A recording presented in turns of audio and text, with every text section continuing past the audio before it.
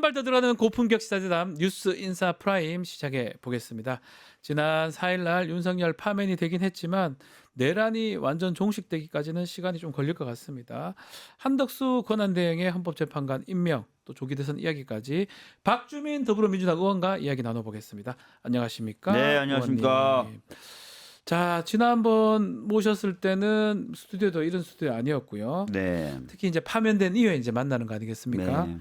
그 파면 선고될 때 기분이 좀 어땠는지도 궁금합니다. 사실은 이제 다들 뭐 8대 0일 거다, 네. 8대 0일 거다라고 얘기했고, 저도 누차 그렇게 얘기했고, 저도 그렇게 생각을 했었는데, 네.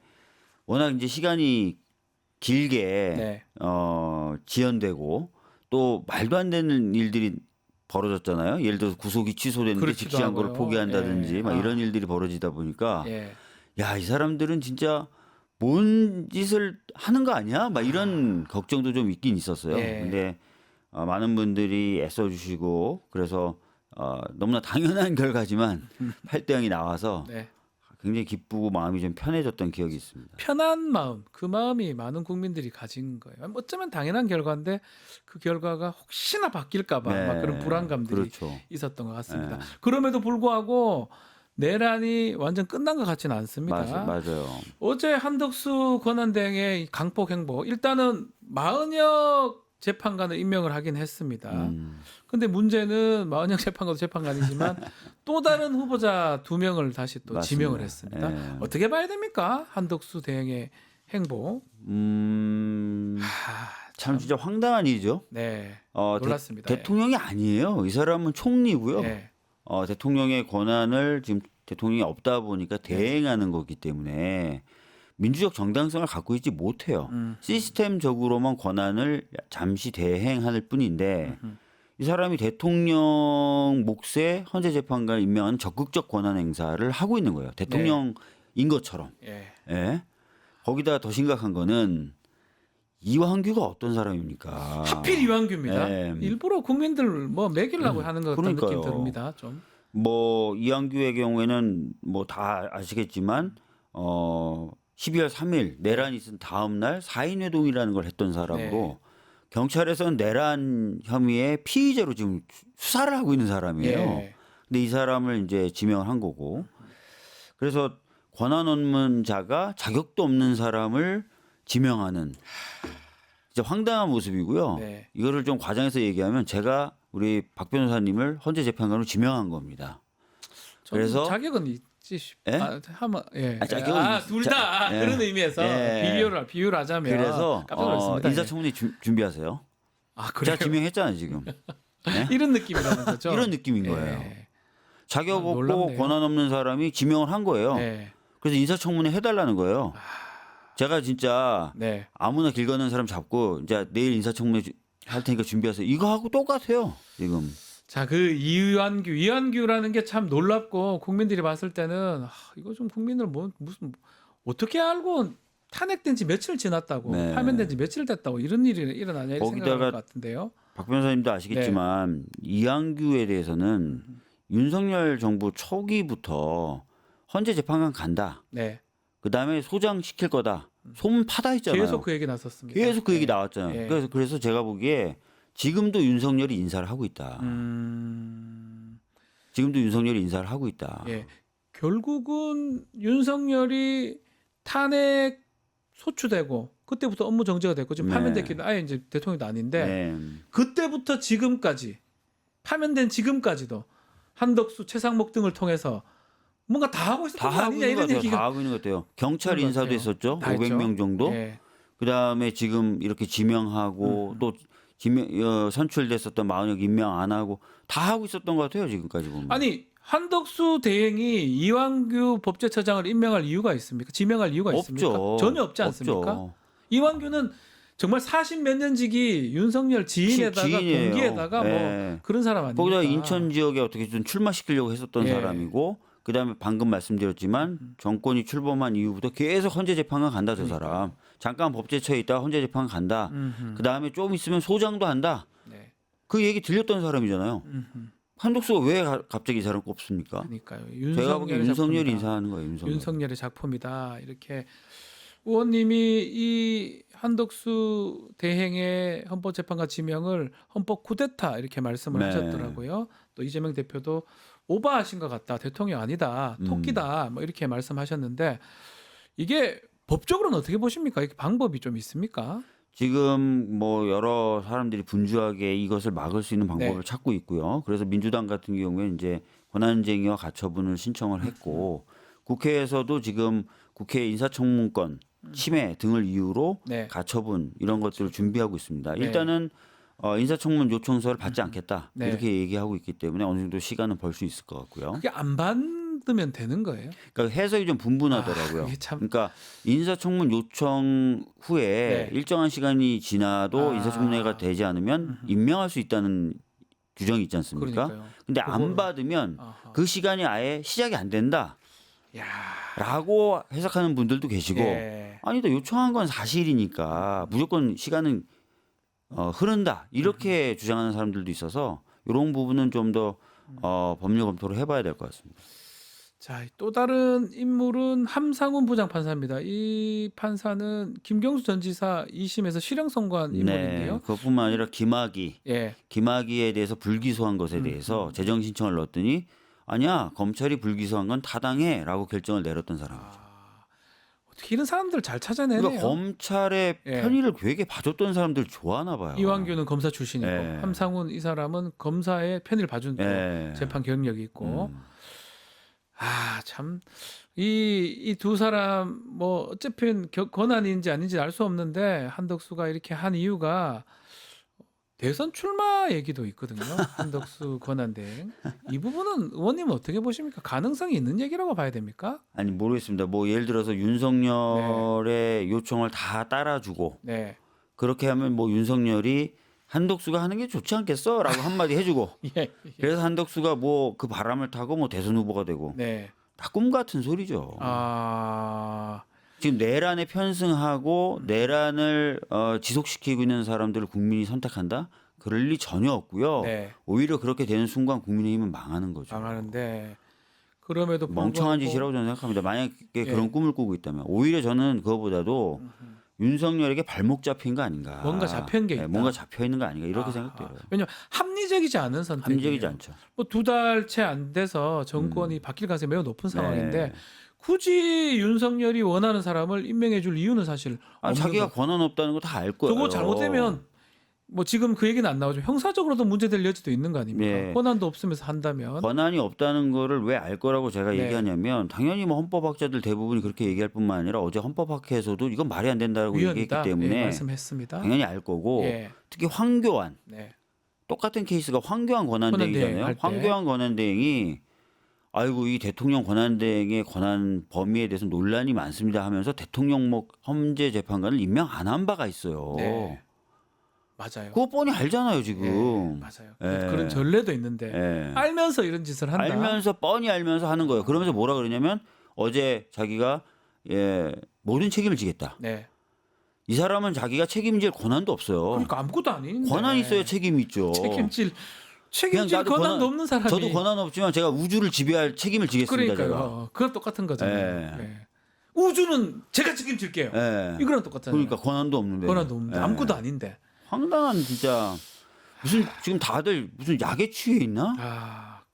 정말 지금 그러다 보니까 뭐 법적인 얘기도 하고 뭐 가처분도 하지만 재탄핵 얘기도 나오거든요. 아니 그래서 제가 계속 얘기했잖아요. 이 걸어다니는 위원들, 살아 숨쉬는 위원들은 예. 빨리 정리를 해줘야 된다. 지금 보세요.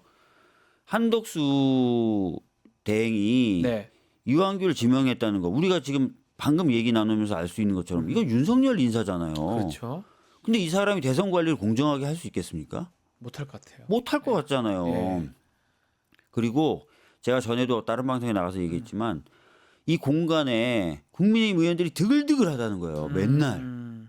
공간에요. 네. 근데 어떻게 공정한 대선 관리를 해요? 그래서 이 사람들이 지금까지 했던 것도 위헌이고 네. 이 이완규 지명한 것도 위헌이고 평상시 행실로 봐서도 공정한 대선 관리라는 건 1도 기대할 수 없어요. 이 살아 숨쉬는 위원들, 걸어다니는 위원들은 네. 빨리 정리해 줘야 돼요. 정리를 해야 된다. 진작에 제가 탄핵하자고 말씀 계속 드리고 있지 않습니까? 근데 이제 최상목이나 최상목은 지금 한덕수. 올라 법사에 가 있잖아요. 네. 최상목, 한덕수 이 두 사람 다 탄핵을 해버리면 다음에 이주호 하면 되죠. 아. 예. 이주호 자존심 상하지 않을까요? 내가 최상목 한덕수보다 못해? 막 이러면서. 그 현실적으로는 뭐 불가능한 건 아니네요. 탄핵 그렇죠. 추진한다는 게. 그렇죠. 그리고 우리가 지금 생각해야 될 게 지금 최상목이 그동안 보여줬던 위헌적인 행태들. 네. 근데 한덕수가 지금 보여주고 있는 위헌적인 행태가 가볍냐고요. 가볍지 않습니다. 가볍지 않잖아요. 예, 예. 아니 대행이 권한도 없는 사람이 지금 60일도 최대행 기간이 남아 있지 않은데 6년 임기짜리 헌재 재판관을 넣겠다. 이거는 차기 대통령의 권한을 가로채는 거예요. 그러니까요. 그러면서 헌재를 망가뜨리고 자기 마음대로 구성하겠다는 겁니다. 이거를 국민들이 지금 눈 뜨고 봐야 되는 겁니까 지금? 거기다가 이완규가 누구냐? 우리가 얘기했지만 내란 주요 종사자일 수도 있는 사람이에요. 그렇죠. 예. 윤석열에 대한 탄핵 결정이 나온 지 3, 4일밖에 안 됐어요. 이거는 국민들 보고 막 비웃는 거예요 지금. 조롱한다고 느껴질 조롱하는 수도 거예요. 있습니다. 예. 그래서 그러면 좀 공론화가 돼야 되지 않습니까? 탄핵을 그렇죠. 하려면. 얘기해야 되고. 최상목은 지금 뭐 법사에 와 있지만. 네, 최상목에 대해서도 빨리 진행을 해야 돼요. 예. 자, 뭐 탄핵 얘기도 나오지만 또 주말 사이에 또 우리 국민들이 하루 정도 편했던 것 같아요. 금요일 날, 토요일 날, 일요일 날 또. 저는 하루도 안 편했습니다. 왜냐하면 탄핵되는 날 예. 장인 어르신이 돌아가셨어요. 아유 제가 좀 예. 얘기만. 그래가지고 네. 그날 바로 네. 그 대구에서 모시고 와가지고 월요일 날 그 장지에 모셨어요. 예. 그 와중에 일요일 날 또 일도 또 있었어요. 네. 우원식 의장이 개헌 또 이야기를 꺼내서 이것 지금 논란이 되고 있거든요. 근데 음. 이 논란이 하루 만에 조금 잠재진 게 한덕수 대행 행동 때문에 다 잠재진 거는 맞는데 네. 어쨌든 이 개헌 논란 의원님께서는 어떻게 보고 계십니까? 그러니까 사실은 개헌의 필요성에 대해서 어제도 제가 백분 토론 나가서 네. 봤더니 모든 정당이 공감을 하더라고요. 음흠. 그리고 우리 지도부도 어제 이야기하는 거 들어보니까 개헌은 다 필요하다. 네. 근데 두 가지, 하나는 내란이 좀 종식이 돼야 개헌이라는 걸 차분히 얘기할 수 있지 않겠느냐라는 거 하나고, 두 번째는 현실적으로 국민투표법 개정이 필요한데 위원 헌법 불합치 받은 상황 예, 아닌가요? 맞습니다. 그런데 그게 개정이 안 된 상태에서 물리적으로 가능하겠느냐, 뭐 이런 두 가지 얘기하셨고, 또 다른 분들 얘기 들어보니까 개헌을 이왕 할 거면 예. 뭐 어제 대표님 같은 경우에는 뭐 계엄에 관련된 부분이라든지 전문 수정 같은 부분은 조금 빨리 할 수 있지 않겠냐 했는데, 그렇다 하더라도 좀 차분한 논의가 좀 필요하고, 심지어 권력구조 개편 같이 오랫동안 얘기되었던 부분은 논쟁적인 부분이라서 시간과 공을 좀 들여야 되는 거 아니냐, 이런 얘기들이 있어서 각 대선 후보들이 만약에 개헌이 필요하다고 생각한다면 네. 개헌에 관련된 내용을 걸고 공약으로 걸러도 되는 거 예, 아닙니까? 공약으로 걸고 대선을 치르고 당선된 사람이 그 공약에 터잡아서 개헌안을 만들고, 예전에 문재인 정부 때가 그랬던 기억이 있습니다. 네. 그래서 그렇게 진행을 하는 것이 타당하지 않을까. 이렇게 뭐 생각이 또 듭니다. 지방선거도 또 있으니까. 지방선거 있으니까 투표할 기회가 또 있죠. 예, 그때 예. 뭐 1년 지나서도 가능한 것 같긴 한데, 그렇다면 우원식 의장이 이 꺼내던 이유는 뭘까요? 개헌 그래서 뭐 얘기를 한 이유? 본인 입장에서는 예. 뭐 대선 때도 빠르게 하면은 몇 가지 사안에 대해서는 할 수 있지 않을까, 뭐 그런 생각을 가지셨던 것 같은데, 하여튼 제 정당들이 지금 현재는 그렇지 않다라고 지금 입장을 밝히면서 뭐 정리되고 있는 것 같습니다. 요거는 어느 정도 좀 정리됐다고 봐요. 시간도 아주 촉박하더라고요. 시간이 보니까. 없어요 지금. 그냥 예. 뭐 하여튼 막 그날 꺼낸 거는 빨리 꺼내야 되겠다 생각해서 꺼낸 것 같긴 한데, 기본적으로 필요한 시간들이 그 확보하려면 한 다음 주까지는 네. 개헌안이 나와야 시간이 되는데 없을 그 것 같- 안 시간이 될것 사실 같아요. 불가능한 네. 얘기니까 아마 이거는 사실 그냥 개헌론은 끝난 것이다 이렇게 네. 봐도 무방하다 이 말씀이네요. 네. 자, 그리고 어제 국무회의에서 6월 3일로 대선 일자를 확정을 했습니다. 국민의힘부터 먼저 얘기해 보면 국민의힘이 많은 분들이 나오십니다. 시작은 뭐 16 얘기하다가 지금 18년까지 18명 18명? 정도 나온다고. 아니 그래서 제가 예. 어제 그 의원들 모여서 이제 운동하는 데가 있어요. 조그맣게 아하, 의원회관에. 거기 제가 잠깐 들렸어요. 거기 샤워할 수 있어서. 예. 어제 TV 출연하기 위해서 면도 좀 해야 돼서 네. 내려갔더니 국민의힘 의원들이 그 3, 4선 의원들이 모여서 있는 3, 4선. 거예요. 네. 그럼 자기네들끼리 막 웃으면서 농담을 하는데 네. 형도 한번 나가봐 형도 다 나가네 다 막 이러면서 18명 넘은 이게 제가 보기에 지금 예. 국민의힘 분위기는 아직까지는 뭐 국민의힘이 이길 거라고 생각하진 않은 분위기 속에서 네. 뭐 당권이라든지 아니면 다음 지방선거를 놓고 뭔가 생각 있고 뜻 있는 사람들은 다 움직이는 상황인 것 같아요. 네. 예. 그 지금 보니까 뭐 김문수, 안철수, 오세훈 등등 다 나올 것 같은데 가장 유리한 쪽은 좀 누굴까요? 지금 상황이라면 지금 현재 수치상으로는 뭐 김문수, 김문수 당의 당원들에게 아주 그렇죠. 지도적 예. 압도적 지지를 받더라고요. 그리고 최근에 이제 네. 몇몇 매체에서 중도층이라고 불리는 무당층을 대상으로 보수 후보 어떤 사람이 좋냐라고 네. 돌려봤더니 뭐 유승민 나오더라고요. 의외로 유승민이 되게 세게 나오더라고요. 네. 그다음에 뭐 오세훈 뭐 이런 식으로 나오던데 실제로 근데 아마 당의 기반이 워낙 약하고 네. 그래서 김문수, 한동훈, 오세훈 뭐 요 정도가 되지 않을까요? 세 아니면은 명이, 예. 아니면 뭐 그 정도가 되지 않을까요? 유승민?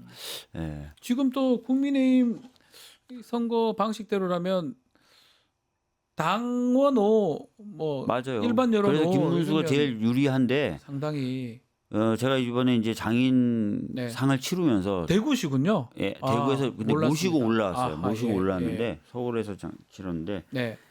저희 당 국회의원들이나 뭐 야당 국회의원들 많이 오잖아요. 그래서 네. 다 물어봤어요. 아하.